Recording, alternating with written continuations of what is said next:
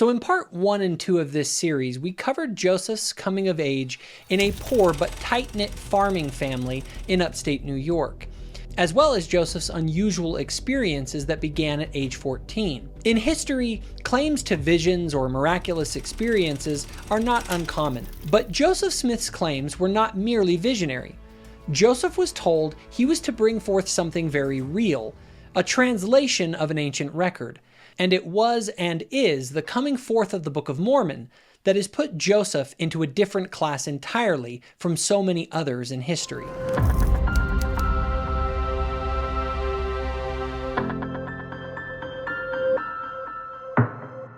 On the evening of September 21st, 1827, the newly married 21-year-old Joseph Smith prepared again for his annual visit to the hill to see if he would be allowed to take the plates. Lucy remembered what happened late that evening. Joseph's wife passed through the room with her bonnet and riding dress, and in a few minutes they left together, taking Mr. Knight's horse and wagon. I spent the night in prayer and supplication to God, for the anxiety of my mind would not permit me to sleep. Apparently Lucy was the only one who knew what Joseph and Emma were going to do that night, and she worried that Joseph again might not be allowed to take the plates. The next morning when she saw Joseph and he did not immediately say what had happened, Lucy feared he again had failed to acquire the plates. But then Joseph pulled his mother aside. Joseph saw my concern and said, "Do not be uneasy, mother. All is right. See here, I have got a key." I knew not what he meant, but took the article of which he spoke into my hands, and upon examination found that it consisted of 2 smooth, 3-cornered diamonds set in glass, and the glasses were set in silver bows, which were connected with each other in much the same way as old-fashioned spectacles. What Joseph handed Lucy was an object called the interpreters, or Urim and Thummim, that he had acquired along with the plates. Lucy was fascinated, and Joseph asked her if she had a chest with a lock, as Joseph had been instructed to keep the plates confidential. So while Joseph had brought home the interpreters, for the time being, Joseph had hid the plates in a hollow log in the woods near his home. And Joseph soon found out why he needed to keep the plates hidden. I soon found out the reason why I had received such strict charges to keep them safe, for no sooner was it known that I had them, than the most strenuous exertions were used to get them from me. Every stratagem that could be invented was resorted to for that purpose. In the months following the acquisition of the plates, Joseph and his family reported several instances where locals had tried to get them from Joseph. But why did people think Joseph actually had something? Well, a local named David Whitmer remembered why he and many others initially believed that Joseph had found something. "I saw the place where the plates were found, and a great many did so, and it awakened an excitement at the time. It was a stone box, and the stones looked to me as if they were cemented together. That was on the side of the hill and a little down from the top." You see, in Joseph's teenage years, he was always trying to earn money for his poor family, and Joseph had likely been involved in looking for lost treasure with local youth, which was not an uncommon practice in early rural America. These groups often had an agreement that they would equally share in the profits of anything that they found. So hearing that Joseph had found something caused quite a stir amongst these locals who believed that Joseph was intentionally hiding what he had found to cut them out of their share. So with people snooping in the woods around where he lived, Joseph decided it was time to bring the plates home.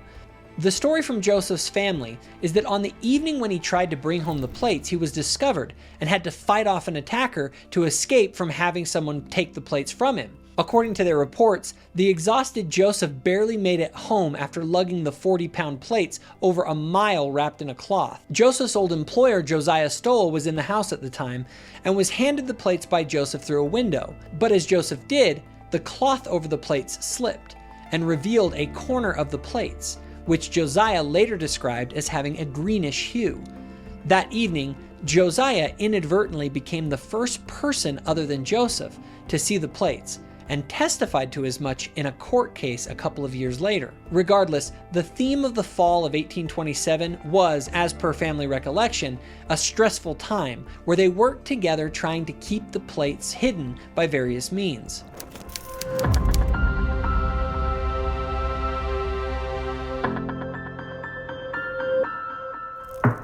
By winter, Joseph was trying to figure out how he was supposed to translate the record.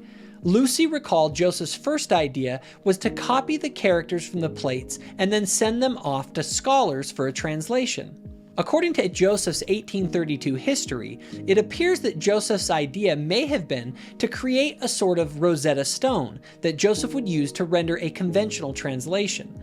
Joseph also likely wanted to get some kind of certificate of authenticity from an expert to back up the credibility of his claims, especially when you consider that he would need to eventually find someone to publish the book. However, being totally broke, Joseph needed help, and so he decided to reach out to a former employer of his named Martin Harris.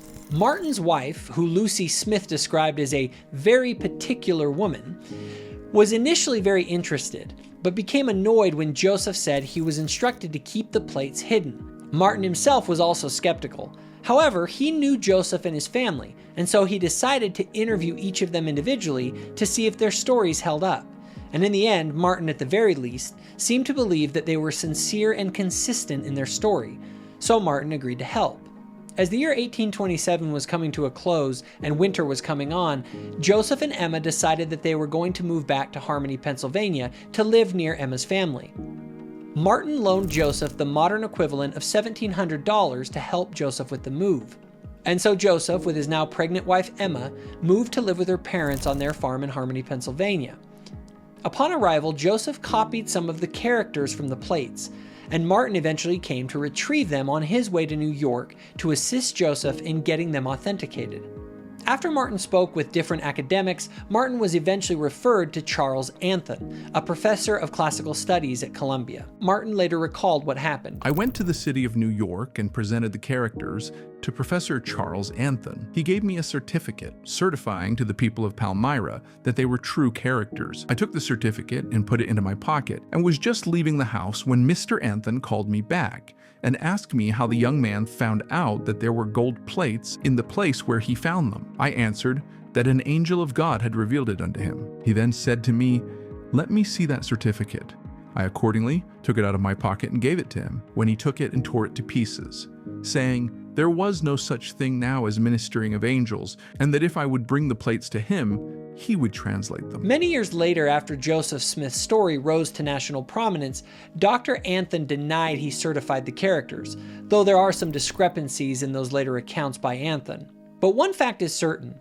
Martin Harris may have shown skepticism prior to going to New York, but when he returned, he was more convinced than ever and ready to help Joseph in any way that he could.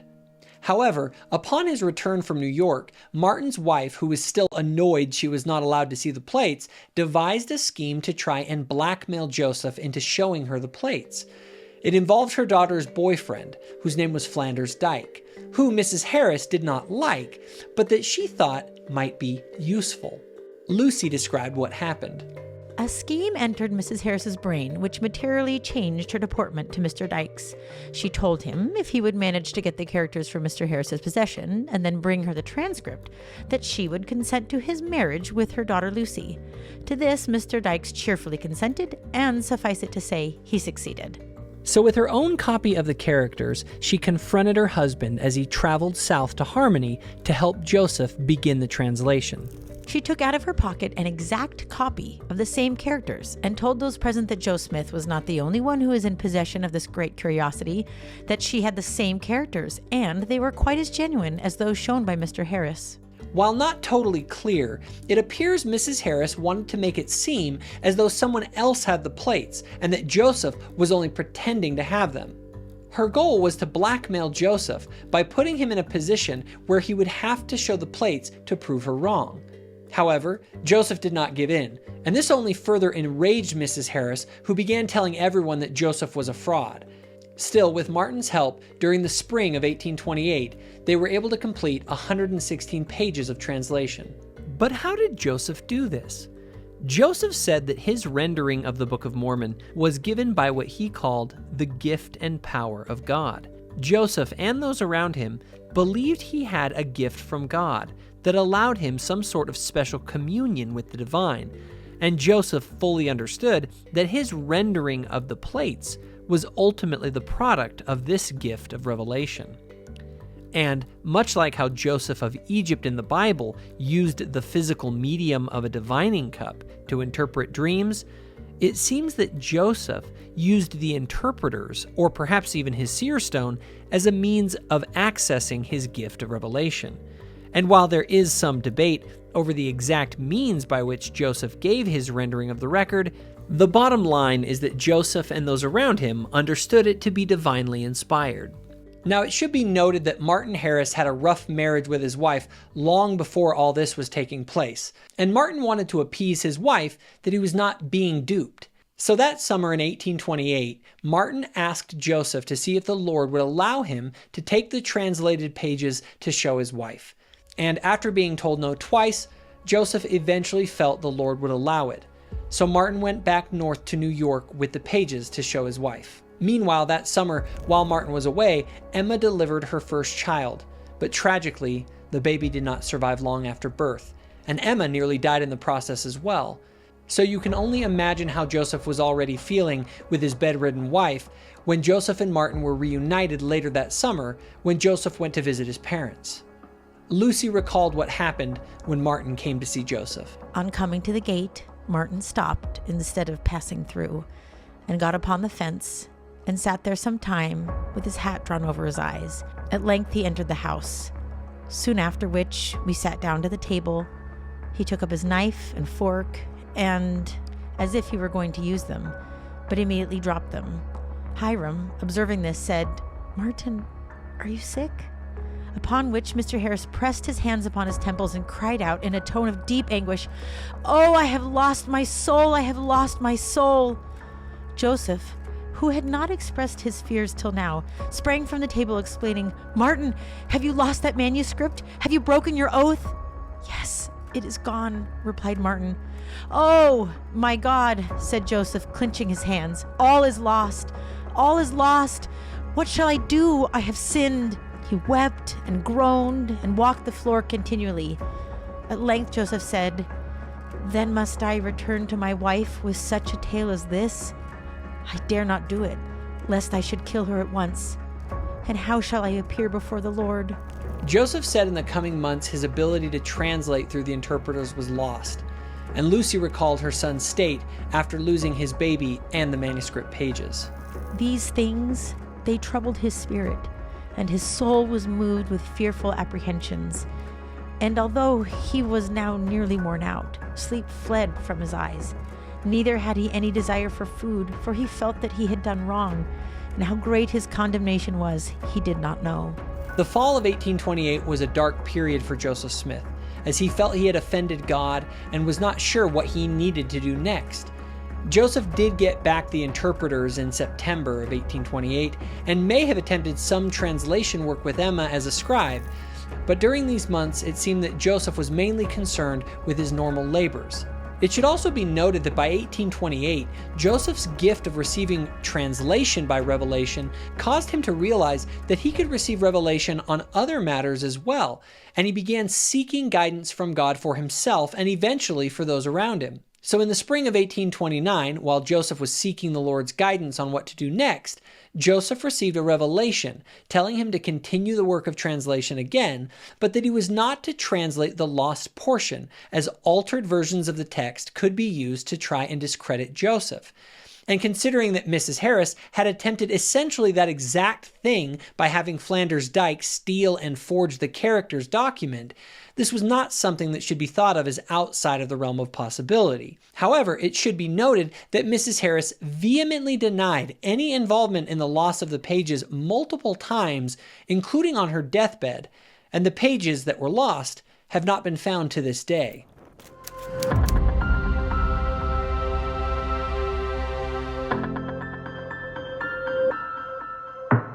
Now, Joseph still considered Martin a friend, and even received a revelation saying he would be a witness to the gold plates. But Joseph no longer felt Martin was the right person to be his scribe. And it should be noted that by 1829, the plate still remained essentially entirely untranslated due to the loss of the first manuscript. Lucy Smith recalled this time. Joseph had been so hurried with his secular affairs that he could not proceed with his spiritual concerns as was necessary for the speedy completion of the work. There was also another disadvantage under which he labored. His wife had so much of her time taken up with the care of her house that she could write for him but a small portion of the time. However, a 22-year-old school teacher in Palmyra named Oliver Cowry was boarding with the Smith family at the time. Cowry had heard the rumors about Joseph and the plates, and after gaining the Smith family's trust, he was told the whole story. He was fascinated and offered to go to Harmony to be Joseph's scribe. And just like that, the translation began again.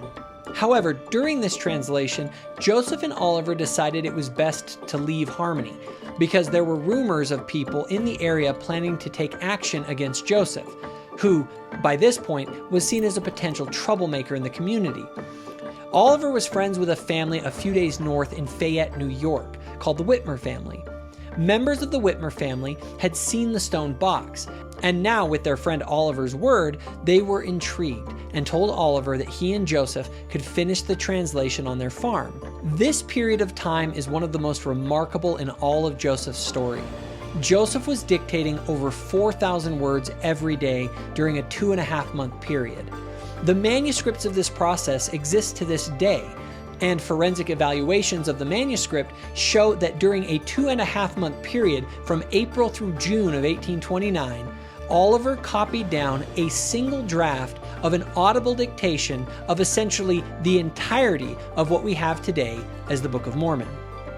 Oliver later wrote of this time, "These were days never to be forgotten. To sit under the sound of a voice dictated by the inspiration of heaven awakened the utmost gratitude of this bosom. Day after day I continued, uninterrupted, to write from his mouth as he translated with the Urim and Thummim, or, as the Nephites would have said, interpreters, the history or record called the Book of Mormon." The speed of this dictation is remarkable by any stretch considering the complexity of the final work. In a 2.5-month period, the 23-year-old Joseph dictated a 500-page volume of interwoven multi-author narratives with over 200 named characters, 3 calendar systems, a consistent geographical model, unique theological ideas, genealogies, flashbacks within flashbacks, chiasms, psalms, and integrated biblical prophecies from Isaiah. The book also contains multiple correspondences to multiple Near East locations that almost certainly were unknown to Smith at the time. One of the most striking of these correspondences being a reference to a place called Nahom, which was actually discovered in the 20th century in Yemen. Recent scholarship has also suggested that what he produced contains Hebrew literary forms like prophetic lawsuits and the Covenant Renewal Festival. Even skeptics like the biographer Fawn Brodie called Smith a, quote, myth-maker of prestigious talent, and the acclaimed literary critic Harold Bloom considered Joseph a, quote, religious genius. However, perhaps most remarkable is the religious impact the book has had. The 500-page book that Joseph dictated in a single draft during that 2.5-month period has spread around the world and is likely the most influential religious text in the world since the Quran. There are millions of people globally that consider it scripture on par with the Bible. Even from a purely sociological perspective, what Smith produced during that 2.5-month period is a very unusual outlier to say the least. Now, one thing that is clear about the book is that regardless of the claims about the source of the text, the final linguistic rendering is clearly 19th century King James style English in a vocabulary available to Joseph Smith. Skeptics of the book are keen to point out that along with apparent anachronisms in the book, such as its mention of horses, the book often deals with theological ideas prominent in the time of Joseph Smith. Even Joseph's own children later were curious why their mother Emma believed Joseph. In fact, later in life, Emma, who had assisted in the translation, was interviewed by her son about why she believed, and she immediately responded in talking about her experience during this time of translation. My belief is that the Book of Mormon is of divine authenticity. I have not the slightest doubt of it. I am satisfied that no man could have dictated the writings of the manuscripts unless he was inspired. For when acting as his scribe, your father would dictate to me hour after hour, and when returning after meals or after interruptions, he would at once begin where he had left off, without either seeing the manuscript or having any portion of it read to him. This was a usual thing for him to do. It would have been improbable that a learned man could do this, and for one so ignorant and unlearned as he was, it was simply impossible. The Book of Mormon should not ultimately be thought of as a word-for-word conventional translation, and considering some minor revisions that were made by Smith, it also should not be assumed to be an infallible translation. It seems clear that Joseph understood that his translation was a revelatory rendering of an ancient record. The Book of Mormon is actually a library of multiple complex storylines from various characters with different locations, situations, sermons, etc.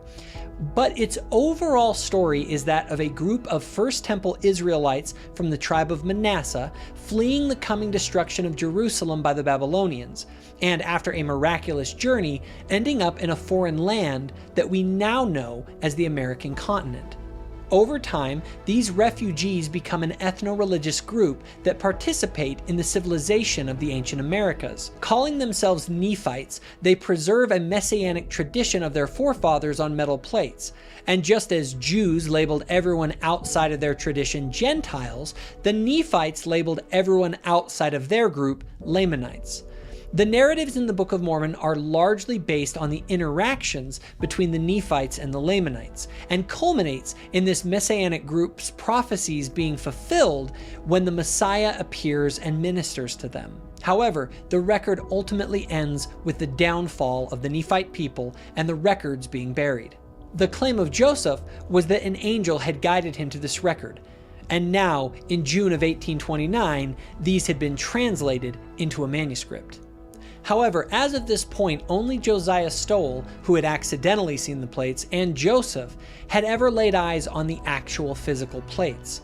Joseph had been given instruction to keep the plates either hidden or covered, but as Emma recalled, he did not keep the covered plates hidden from her. The plates often lay on the table without any attempt at concealment, wrapped in a small linen tablecloth, which I had given him to fold them in. I once felt of the plates as they thus lay on the table, tracing their outline and shape. They seemed to be pliable like thick paper, and would rustle with a metallic sound when the edges were moved by the thumb, as one does sometimes thumb the edges of a book. Joseph also reported that during the translation process, they found that authority to baptize was an important theme. Joseph, having never been baptized, went with Oliver to the woods on May 15, 1829, to pray for guidance. Both later reported that an angel appeared saying he was John the Baptist, and that he placed his hands upon their heads and gave them authority to baptize, at which time they both baptized each other in the Susquehanna River. At some point later, they were visited again by angelic messengers claiming to be original apostles of Jesus Christ, and they reported being given a higher Melchizedek priesthood authority.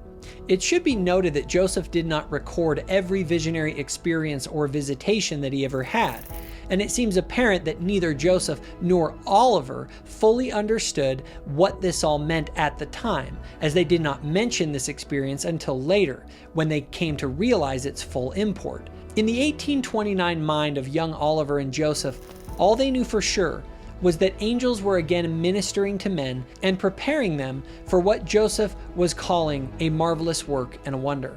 Still, Joseph knew how all this would sound to an outsider. I don't blame anyone for not believing my history. If I had not experienced what I have, I would not have believed it myself.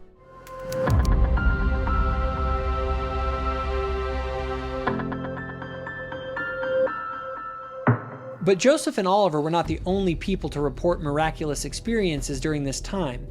With the translation complete in the summer of 1829, Joseph was instructed to finally begin showing the plates to others. Joseph was instructed to bring his former boss Martin Harris, his scribe Oliver Cowry, and David Whitmer, who housed them during the translation process, to the woods. These men knew that Joseph had produced a translation, but now they sought to know that that translation was correct, and that the plates were real. They went into the woods and each took turns praying, but when nothing happened, Martin felt his sinfulness was holding back God's Spirit, so he left as the other three continued to pray. David Whitmer recalled what happened next. It was in the latter part of June 1829. Joseph, Oliver, and myself were together, and we were sitting on a log when we were overshadowed by a light, more glorious than that of the sun. In the midst of this light, but a few feet from us, appeared a table upon which were many golden plates. I saw them as plain as I see you now, and as distinctly I heard the voice of the Lord declaring that the records of the plates of the Book of Mormon were translated by the gift and power of God. After this experience, Joseph went looking for Martin. I now went in pursuit of Martin Harris, who I found at a considerable distance, fervently engaged in prayer. He earnestly requested for me to join him in prayer, and before we had yet finished, the same vision was opened to our view. Martin Harris cried out, apparently in an ecstasy of joy, "'Tis enough, 'tis enough. Mine eyes have beheld, mine eyes have beheld." And jumping up, he shouted, "Hosanna," blessing God. Joseph's mother also remembered that day well. On coming in, Joseph exclaimed, "Father, Mother, you do not know how happy I am. They have seen an angel who has testified to them, and they will have to bear witness to the truth of what I have said. For now they know for themselves that I do not go about to deceive the people, and I feel as if I was relieved of a burden which was almost too heavy for me to bear, and it rejoices my soul that I am not any longer to be entirely alone in the world." Upon this, Martin Harris came in. He seemed almost overcome with joy, and he testified boldly to what he had both seen and heard. And so did David and Oliver, adding that no tongue could express the joy of their hearts and the greatness of the things which they had both seen and heard. These three witnesses testified of this experience throughout their lives, even though later all would end up being excommunicated under Joseph's authority, though two of them, Martin and Oliver, would ultimately return after Joseph's death. Later critics have claimed that these men were hallucinating, but they maintained in multiple testimonies and even on their tombstones that what happened that June afternoon was real. Gentlemen, do you see that hand? Are you sure you see it? Are your eyes playing a trick or something? No. Well, as sure as you see my hand, so sure did I see the angel and the plates. No, sir, I was not under any hallucination, nor was I deceived. I saw with these eyes, I heard with these ears. I know whereof I speak. Everything was as natural to us as it is at any time. Jacob, I want you to remember what I say to you. I am a dying man, and what would it profit me to tell you a lie? I know that whereof I testified is true. It was no dream, no vain imagination of the mind. It was real. But Joseph did not stop there. A few weeks later in July, he was directed to show the plates to 8 more people. These 8 people were made up of members of Joseph's family and others associated with David Whitmer's family. Their testimony, along with that of the 3 witnesses, have been placed in the preface of every copy of the Book of Mormon since it was first published. Be it known to all nations, kindreds, tongues, and people unto whom this work shall come, that Joseph Smith Jr., the translator of this work, has shown unto us the plates which hath been spoken, which have the appearance of gold, and as many of the leaves as the said Smith has translated, we did handle with our hands, and we also saw the engravings thereon, all of which has the appearance of ancient work and of curious workmanship. And this we bear record with words of soberness, for we have seen and hefted and know of a surety that the said Smith has got the plates of which we have spoken, and we give our names unto the world to witness unto the world that which we have seen, and we lie not, God bearing witness of it. Interestingly, the experience of these additional 8 witnesses was not reported to be anything miraculous or visionary in any way.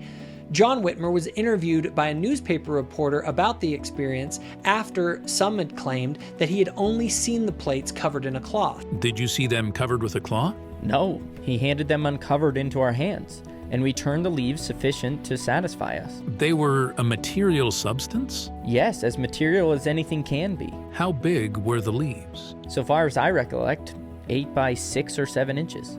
Hiram Smith was one of the 8 witnesses, and was determined through the end of his life that everyone should know that he had seen and handled the plates. I thank God that I felt a determination to die, rather than deny the things which my eyes had seen, which my hands had handled, and I can assure my beloved brethren that I was enabled to bear as strong a testimony when nothing but death presented itself, as ever I did in my life. Hiram was killed by a mob alongside Joseph just a few short years after he made that statement.